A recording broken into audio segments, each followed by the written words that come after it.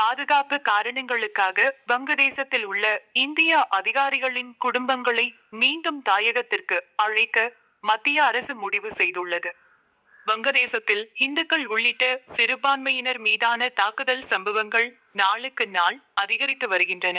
முகமது யூனுஸ் தலைமையிலான இடைக்கால அரசின் ஆட்சியில் நடக்கும் இத்தகைய சம்பவங்களை தடுத்து நிறுத்தி சிறுபான்மையினருக்கு பாதுகாப்பு வழங்குமாறு மத்திய அரசு தொடர்ந்து வலியுறுத்தி வருகிறது.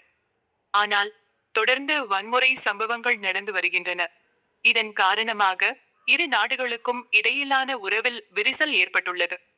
வங்கதேசத்தில் தேர்தல் நடைபெற இன்னும் சில வாரங்களே உள்ள நிலையில் அங்கு நிலவி வரும் அசாதாரண சூழல் காரணமாக பாதுகாப்பு நடவடிக்கையாக அங்கு பணியாற்றும் இந்திய அதிகாரிகளின் குடும்பத்தினரை மீண்டும் தாயகத்திற்கு அழைக்க மத்திய அரசு முடிவு செய்துள்ளது.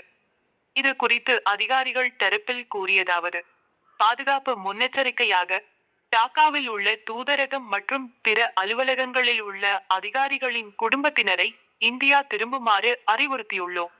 இருப்பினும் தூதரக அலுவலகங்கள் தொடர்ந்து செயல்படும் என தெரிவிக்கப்பட்டுள்ளது.